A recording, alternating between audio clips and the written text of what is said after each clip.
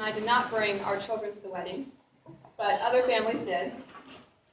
And when the dance floor opened up in the reception, quite a few of those kids got out to dance. Would any of you kids here go out and dance? Some of you would? All right. Most of the kids who went out and danced only lasted a couple songs. But there was one girl who was maybe 8 years old, dressed in a fancy pink dress, complete with a tutu.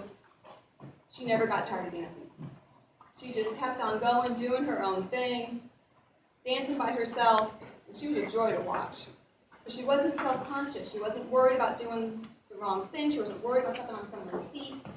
She wasn't worried about trying to impress anyone. She was just enjoying the music and enjoying dancing. Particularly for the adults then, more so than the children here. Do you remember dancing like that? You just footloose and dancing for yes? All right, dance party. Just all right. flip-flops while I'm doing it. But it can be hard to not worry about who's watching or not care whether you're dancing with the beat. Or it can be hard for an adult to dance like a child. We're so much more mindful of the criticism and judgment and skill level and a host of other things that can keep us from just letting go and dancing without that level of self-awareness. That gospel reading we just read about Jesus and the children is a pretty familiar one to a lot of us. People brought their children to Jesus hoping he would bless them. The disciples prevented them and said, nope, keep away. And Jesus saw that and he was indignant. There's a good vocabulary word.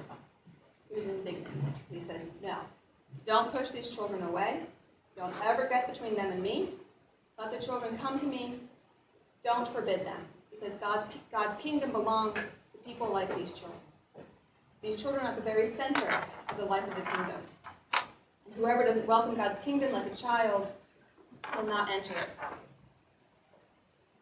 While we tend to tell children to grow up, right, act more like adults, Jesus is telling the adults to be more like children. Besides dancing like nobody's watching, what does that mean then, to be more like a child? And why does Jesus say that? First, you have to keep in mind the context. First century Palestine, the Greco-Roman view of children. In that time, children were not the apple of your eye. They were not princesses and princes. They were not catered to. There were no toy stores. Children 2,000 years ago in the Roman Empire were seen as unbridled little bits of chaos. They were nuisances to be tolerated. They were grubby and dirty, and adults did not bond with children. There would not be a meal like this. We were all hanging out together. The reason why is because of the high child mortality rate. We don't have exact stats from 2,000 years ago, but as recently as the year 1800, the global child mortality rate was 43%, as in that many do not pass their 5th birthday. Now, depending on where you lived in the Roman Empire, as to just how high or how it might be lower, certainly those in Rome would have lived better than those in the outskirts of the empire, which is where Jesus lived. One website I found guessed the mortality rate for children to be between 20 and 30%. And then I found a table in Wikipedia estimating as high as 46%, which is almost half. Either way, the precariousness of children's lives made it easy to disregard them. Jesus, though, says to pay attention to them, that they are important in God's kingdom and are a model of citizenship in God's kingdom. Now, being like a child, I don't think Jesus meant to be childish. There's a difference there. But there's other characteristics of children that Jesus liked and valued, and these haven't changed over the years. There's a famous theologian and Bible commentator named William Barclay who compiled a list in 1954. He said, first, there's humility in children. That most children are embarrassed to have the spotlight on them, have places of prominence and publicity. There's a few exceptions, but most aren't like that. Second, he said that even though all kids disobey at some point or another, their natural instinct is to obey. When you think about asking a child to take your hand across the street, or even just reaching out your hand without using any words, more likely than not, the kid next to you is going to take your hand, unless they've learned to suppress their instincts. Third, there is the trust of a child. They generally accept authority and have confidence in other people. haven't quite yet hit that level of disillusionment or disappointment. Fourth, he pointed out that children tend to have shorter memories. They don't hold grudges unless they've been taught to do that. And they don't hold on to bitterness. I'd add one more thing to Barclay's list, which is that most children are curious and interested in their world and looking for connections in the world around them. These are all qualities of children that come naturally, qualities that we all had before the bumps and bruises of life took their toll. But it's those same qualities that Jesus is looking for in us. It's that humility, obedience, forgiveness, curiosity, and trust. And Jesus is clear that children hold the keys to the kingdom. He repeatedly invites the adult to become more like children in order to receive the world as God intends. So in order to rest in that healing wholeness of God, Jesus invites us not to become childish, but to become like a child, being willing to be gathered in. The way children come to Jesus, and are willing to be taken up in his arms, trusting him for blessing and not for harm. The question for us adults, and perhaps some of our older children here, is what in our lives has damaged that trusting child in each of us, that keeps us back, that keeps us scared and skeptical of the goodness of God? What are those bumps and bruises? Can you name some of them? The 18th century English poet William Blake wrote a whole book of poetry called Songs of Experience and Songs of Innocence, describing that shift from childlike innocence and wonder and trust to the world of experience. Growing up is hard, and it can be hard not to let those bumps and bruises negatively affect who we grow up to be. Whether it's bitter, cynical, closed off, not trusting, skeptical, scared, arrogant. Some wounds may not heal properly. Sometimes we don't learn the right lesson from the experience.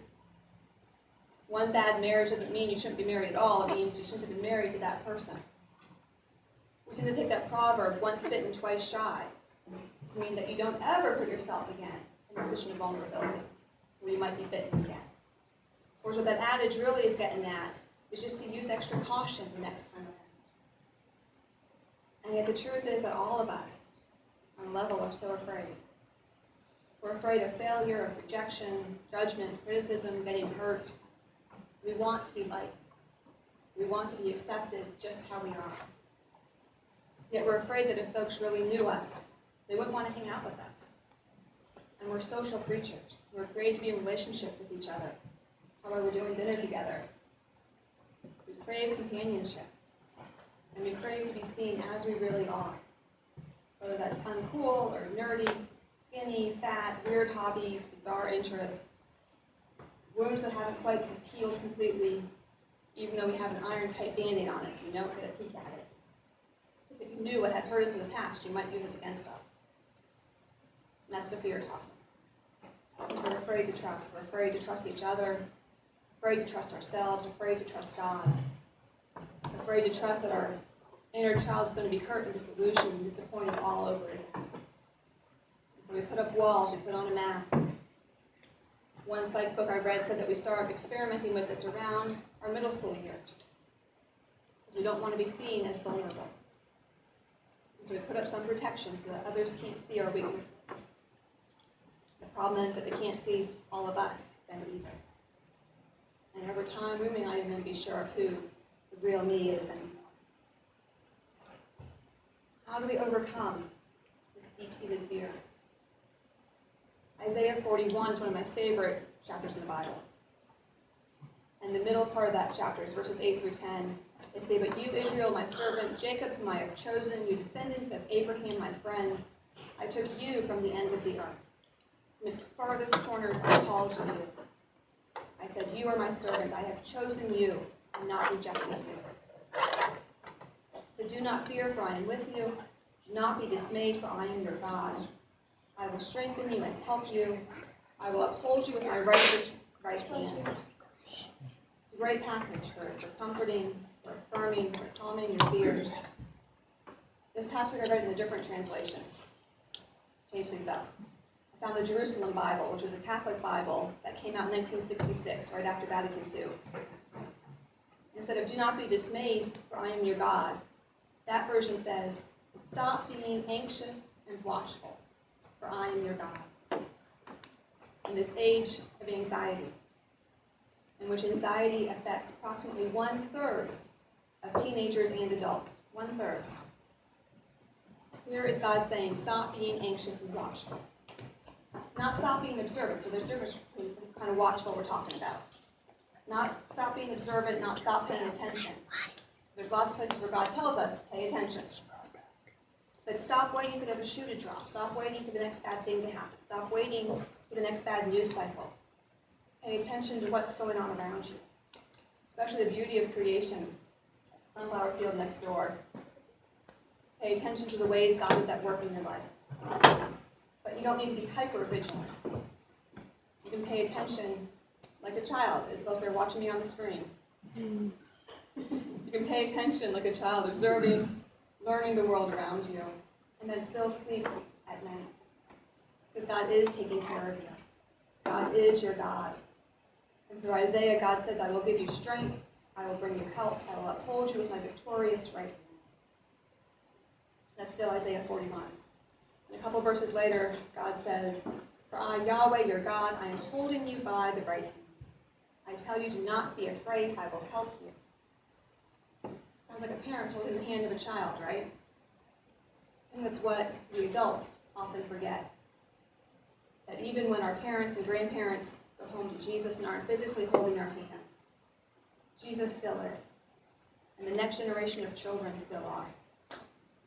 This isn't hand-holding that means, you can't do it by yourself, or we don't trust you, or you need help. It's not that kind of hand-holding.